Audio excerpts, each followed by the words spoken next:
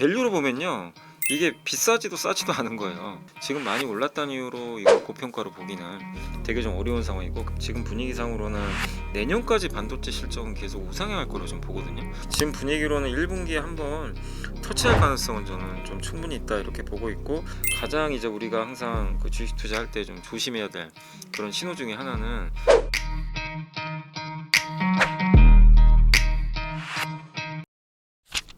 일타 강사와 함께하는 경제일타 해법. 올해 코스피가 20년 만에 박스피를 돌파했습니다. 유동성 장세 속에서 올해 증시 전략 어떻게 짜야 현명할지 이분과 함께 짚어보겠습니다. 염승환 이사님이십니다. 이사님 어서 오세요. 네, 안녕하세요. 이사님 먼저 새해 복 많이 받으세요. 네, 새해 복 많이 받으십시오.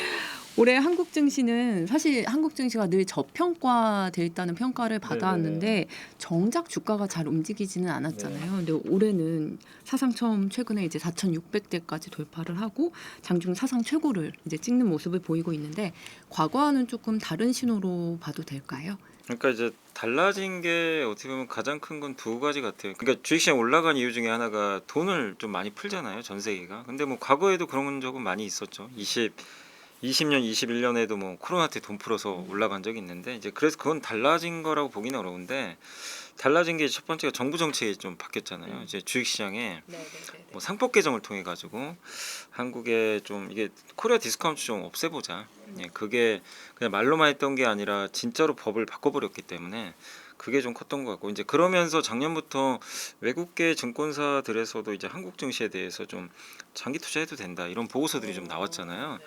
근데 사실 그것만 가지고 이렇게 오르기는 어려웠고, 이제 두 번째가 역시 반도체인데, 반도체도 예전에도 좋았던 사이클이 몇 번 있었죠. 근데 과거랑 다르게 이 사이클이 되게 오래 갈 것 같아요. 그러니까 AI가 이렇게 그 수요가 늘면서 이런 사이클 사실 지금 아마 누구도 본 적이 없을 거예요. 뭐 애널리스트 분도 되게 당황하시는 것 같고, 추정치를 높게 썼는데도 그거보다 더 추정치가 지금 다 올라가니까, 그러니까 지금 AI 시대가 지금 계속 2022년부터 이제 시작을 했는데, 작년 하반기 이제 그 9월부터죠. 그때 이제 부터 좀 우리나라 코스피가 한 단계 더 레벨업 됐던 건 AI에서 제일 중요한 게 갑자기 메모리로 바뀌어 버렸어요. 그러니까 기존에는 뭐 GPU가 중요했는데 메모리는 뭐 만드는 업체가 딱 3, 4밖에 없으니까.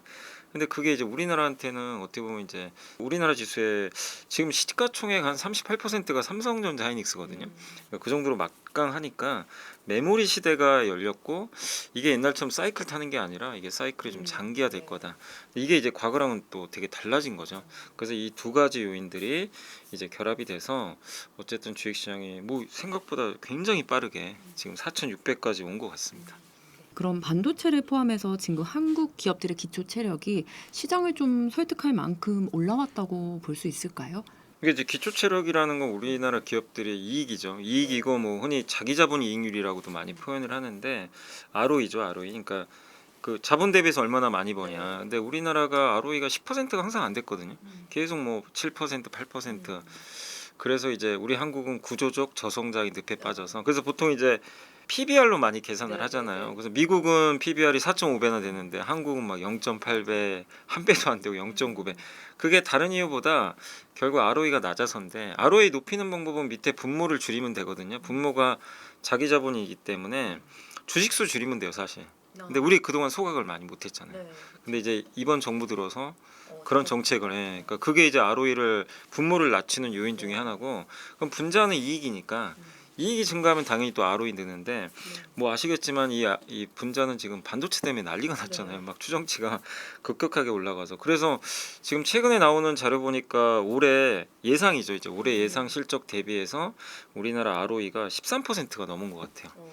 그러니까 엄청난 거죠. 그러면 지금 PBR이 1.3배니까 딱 그냥 어떻게 보면 ROE로 따지면 1.3배면 거의 적정한 수준은 맞거든요. 그러니까 한마디로 이렇게 지수가 2,400부터 4,600 왔는데, 그 밸류로 보면요, 이게 비싸지도 싸지도 않은 거예요. 그러니까 그만큼 우리나라 이익이 많이 올라가고 자본 효율성이 이제 개선되면서 올라왔기 때문에 지금 많이 올랐다는 이유로 이걸 고평가로 보기는 되게 좀 어려운 상황이고, 그걸 이끌었던 건 정부 정책과 아까 말씀드린 1번 질문, 그러니까 첫 번째 질문과 똑같아요.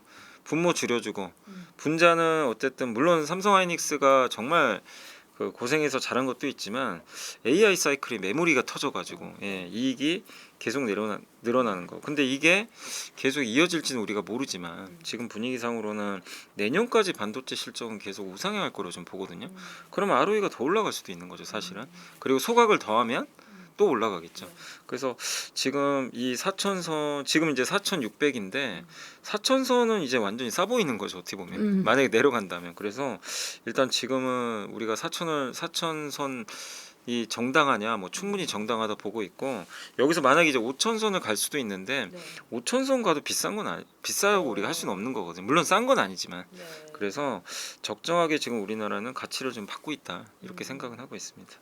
특히 이번 상순장에 이제 외국인들의 힘이 좀 컸는데 이렇게 외국인들이 태도를 바꿔 매수에 나선 이유가 아까 말씀하신 좀 정부의 기조가 바뀌어서 이런 영향이 클까요? 그 외국인들이 사는 요인은 되게 다양한 것 같아요. 그러니까 이게 장기 투자는 외국인도 있을 네. 거고, 정말 이제 흔히 헤지펀드들은 그냥 잠깐 들어왔다 나가는 경우도 있는데, 보통 이제 외국인들이 근데 우리나라 하는 경우는 장기 투자보다는 한국을 항상 그런 표현 많이 하죠. ATM 기기다 여기.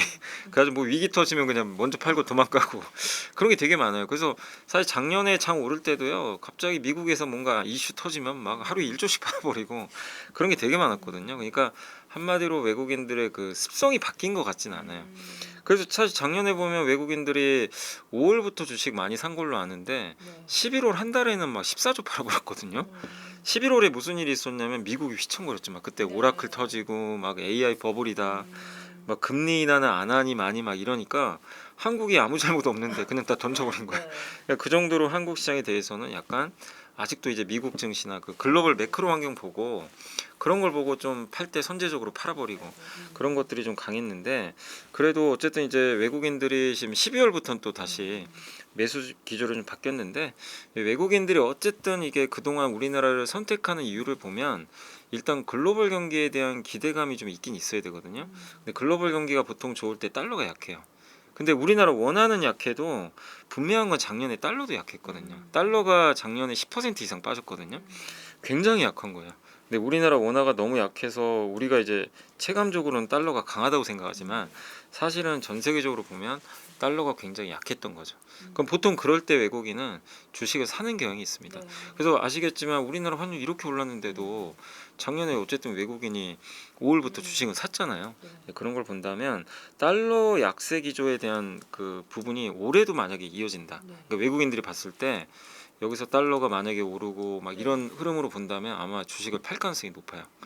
근데 올해도 이제 많은 뭐 전문가분들이 이렇게 분석한 거 보면 달러가 뭐 작년만큼은 안 떨어져도 강해지긴 좀 어렵다. 이유로 이제 몇 거 거론하는 것 중에 하나가 이 달러 가치가 보통 미국 금리에 연동이 되거든요. 근데 올해 또 금리 인하가 지금 예고가 돼 있죠. 한 2번 정도. 그 요즘에 트럼프 대통령이 지금 뭐 하고 있죠. 막 그 이제 11월 중간 선거 이기려고 그런지 몰랐는데 막 선신 포퓰리즘을 하고 있어요. 막 금리 떨어뜨려다. 그리고 오늘 이제 저희 촬영하는 시간 기준으로 제가 아침에 뉴스 보고 제가 좀 약간 이거 무슨 가짜 뉴스인가 그랬는데 진짜더라고요. 파월 의장을 그 검찰이 아마 조사한다는 얘기가 있더라고요. 이건 누가 봐도 그냥 금리나 압박하는 요소잖아요. 그러면은 미국이 보통 이렇게 어쨌든 정부가 나서서 금리 낮추고 베네수엘라 쳐가지고 만약에 유가를 떨어뜨리고 이런 물가는 안 오르겠죠. 그러면 금리는 떨어질 가능성이 높기 때문에 그럼 달러가 오르기가 되게 어려워요. 그리고 이런 지금 트럼프의 불확실한 정책들 갑자기 막 요즘에 그 그린란드부터 해가지고 막 뭐 다 자기 거라고 지금 주장하고 있는데 이거는 달러 가치 훼손 요인이죠. 어떻게 보면 미국에 대한 좀 불안감이 있는 거잖아요. 그렇게 본다면 달러는 올해도 저는 약해질 것 같고 작년만큼 원화가 더 약할 것 같진 않아요. 그런 걸 종합한다면 저는 외국인들이 우리나라에서, 그러니까 결론은 지금 반도체가 좋은데 반도체 실적이 예상하는 경로만 이탈하지 않는다면 뭐 이게 이탈할 수도 있잖아요. 뭐 어떤 이유가 생겨서 실적 경로만 잘 따라가 준다면 달러 약세라는 조건만 계속 이어지면 뭐 올해도 저는 매수하지 않겠냐. 네, 그래서 사실 외국인들이 우리나라 상법 개정 보고 한국 증시 재평가 보고 사는 부분도 물론 있지만 그 부분보다는 제가 봤을 때는 외국인들 헤지펀드가 워낙 많기 때문에 그 달러가 좀 저는 더 중요하다 이렇게 생각은 하고 있어요. 아까 5,000P도 높진 않다라고 얘기를 해주셨는데 그럼 5,000P 도달은 좀 언제쯤 가능할 것으로 보시는지 궁금하고 또 일각에서는 코스피 만도 얘기하더라고요. 여기 만이요? 이사님은 혹시 어떻게 생각하세요? 만은 너무 앞서간 거 아닐까요? 근데 5천은 뭐 이제 얼마 안 남았죠. 한 8%인가요? 이 정도 네. 오르면 되니까 사실 뭐 1월 안에도 갈 수 있고 저는 한 1분기 예상은 했는데 그게 1월이라고는 생각을 안 했거든요. 근데 너무 빨라가지고 저도 뭐 이게 왜냐면 이게 빨라진 이유가 연초 딱 되고 나서요. 메모리 반도체 이익 추정치가 또 급격히 올라가 버린 거예요. 예, 지금 아예 물량 구하기가 너무 어렵나 봐요. 수요는 폭발하는데 그러다 보니까 이 추정치를 사실 지금 주가가 반도체 이익 추정치를 못 따라가요. 그래서 이렇게 올랐는데요. PER이 떨어져 버렸어요. 아니, 주가 오르면 퍼가 올라야 되잖아요. 오히려 PER이 더 떨어지고 있어요. 이 이익이 그만큼 증가하니까. 그래서 5천 넘는 것도 사실 좀 어렵진 않다. 생각보다 빨리 갈 수 있지만 뭐 제가 1월에 갈지 2월에 갈지 모르지만 지금 분위기로는 1분기에 한번 터치할 가능성은 저는 좀 충분히 있다 이렇게 보고 있고 근데 여기서 이익 추정치가 이렇게 올라가는데 만약에 5천을 가도 여기서 8% 정도 올라가는 거라 PER이 그래봐야 11배 안 넘어요. 우리나라가 이제 보통 지난 5년 평균 PER이 한 10.8배, 11배 정도 되거든요. 그냥 5년 평균 정도예요. 5천 가도. 네. 그러니까 이 말씀은 왜 드리냐면 5천 간다고 놀랄 건 아니라는 거예요. 그만큼 이익이 지금 폭발적으로 증가하기 때문에 충분히 갈 수 있다. 다만 이제 걱정되는 거는 항상 이게 너무 아무리 뭐 밸류가 낮다고 해도 너무 가파르게 오르면 늘 속도 조절 나오잖아요. 그래서 변동성이 이게 5천 가서 한번 조정 받을지 뭐 지금 4,600, 700에서 한번 좀 쉬어갈지 그건 모르지만 변동성이 나와도 이상한 건 아니니까 그 점을 유의하시고 그리고 조금 걱정되는 건 뭐냐면은 최근에 개인 투자분들이 사실 그동안은 이게 개인 투자분들을 제가 이렇게 뭐 무시하는 게 아니라 그동안 개인 투자분들 삼성전자 엄청 파셨거든요. 최근 일주일간 거의 3조를 사신 거예요. 갑자기 순매수를 대량으로 하기 시작했어요. 네. 근데 그게 이제 자기 현금 가지고 사는 건 좋은데 이 레버리지도 많이 꼈어요. 신용이 좀 많이 붙었더라고요. 근데 그거는 조금 이제 우리가 이제 과거 데이터를 보면 좀 경계할 요소긴 한데 그래도 여전히 뭐 이익 추정치가 워낙 좋기 때문에 뭐 개인 투자분들이 엄청 사면 과거에는 보통 고점 찍고 끝나는 경우도 많았는데 지금은 그런 경우까지는 아니기 때문에 실적이 좋아서 예, 그렇지만 그런 너무 수급 쏠림 현상이 한쪽으로 딱 이렇게 집중돼 버서 주가가 만약에 오버슈팅을 해버리면 보통 거기서 고점이 많이 형성되니까 변동성이 나올 수 있는 부분은 좀 주의하자. 그래서 여기서 지금 삼성전자가 14, 15까지 왔는데 어차피 계속 20만 원 가겠지라는 그런 생각보다는 난 무조건 사야지 이거보다는 항상 이제 그 숨고르기 나올 수 있다는 거 염두에 두시고 예, 지금 좀 저는 추격하는 거는 조금 자제하자. 예, 뭐 기업마다 다르겠지만 지금 이 구간에서 반도체를 너무 뒤따라가는 건 조금 약간 좀 늦긴 했다 이렇게 말씀드리고 싶습니다. 말씀하신 그런 부분들도 사실 변동성에 들어갈 텐데 올해 증시 상반기와 하반기 중에 좀 투자자가 조심해야 될 변수도 지금 짚어주신 거 외에 또 뭘 좀 고려하면 될까요? 그 상반기에는 지금 이제 갑자기 원래 트럼프 대통령이 조금 조용할 줄 알았는데 지금 굉장히 정책들을 막 쏟아내고 베네수엘라 침공하고 거기다가 이제 포퓰리즘 정책들을 막 내놓고 누가 봐도 되게 트럼프가 되게 좀 조급해 보인다. 그리고 왜 저렇게 행동을 좀 할까 이런 걸 종합해 보면 그 자체가 되게 불확실한 지금 상황이잖아요. 어떤 식의 정책을 할지도 모르고 연준을 압박을 할 거고 또 금리 인하를 위해서 지금 뭐 유가도 낮춰야 되는 지금 상황이고 거기에 모기지 금리도 낮추겠다. 되게 근데 물론 이제 그런 게 주식시장에 좋긴 하죠. 금리 낮추고 돈 푸는 거니까. 근데 이런 것들이 나중에 부메랑이 되긴 하거든요. 인플레를 자극시켜요. 돈이 풀리면. 그래서 우리가 코로나 때 엄청난 돈 푼 다음에 1년 후에 그 엄청난 물가 상승 우리 한번 경험해 봤잖아요. 그런 것처럼 물가가 튈 수 있다는 그런 우려감들이 있거든요. 그러다 보니까 이거를 돈 푸는 걸 또 마냥 우리가 그냥 긍정적으로만 또 볼 수 없는 상황이기 때문에 지금 그리고 진짜로 그린란드를 좀 말로는 지금 막 친다는 얘기도 있는데 거기다가 지금 이란도 개입하겠다. 갑자기 또 지정학적 리스크가 터질 가능성이 좀 있잖아요. 그러니까 금융시장은 그런 걸 되게 싫어하고 또 한 가지가 관세 판결도 이제 곧 날 텐데 결론적으로는 지금 어떻게 날지 모르지만 대법원에서 불법 판결 나면 우리 한국은 사실 오히려 호재죠. 한국 입장에서 우리 관세를 내야 되니까 미국 증시는 좋은 건 아니에요. 그렇죠. 왜냐하면 이제 미국은 이제 관세를 토해내야 되고 그 다음에 미국 경제 그동안 어쨌든 관세에 적응해 왔는데 이게 뒤집어지니까 네. 불확실성이 커지고 그렇다고 트럼프가 관세 그럼 포기할까요?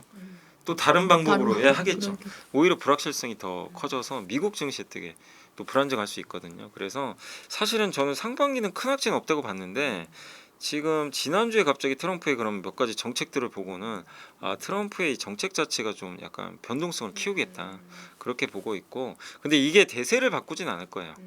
이 자체가. 왜냐면 결론적으로 트럼프의 목적은 돈 풀어서 소비 부양하고 자기 중간 선거 이기고 싶다. 이거니까 시장에는 이렇게 보면 나쁜 요소는 아닌데 이제 변동성은 좀 키울 수 있다 이렇게 보시고, 하반기는 솔직히 좀 걱정되는 게 이런 뭐 상반기 모멘텀들은 다 반영이 된 상황에서 네. 그 반도체 업황도, 그러니까 이익 증가율이나 이런 것도 상반기가 증가율이 더 높아요. 네, 하반기가 좀 꺾여요. 하반기도 증가하는데 율은 좀 떨어지는 거죠. 이제 그러다 보니까 모멘텀이 상반기가 더 좋은 거죠. 거기다가 하반기 제일 걱정되는 게 이제 그거죠. 혹시 이제 이렇게 돈 풀면 물가 걱정 좀 되잖아요. 그 인플레 우려 하나랑 제일 걱정하는 게 이제 스페이스X 상장하는 거.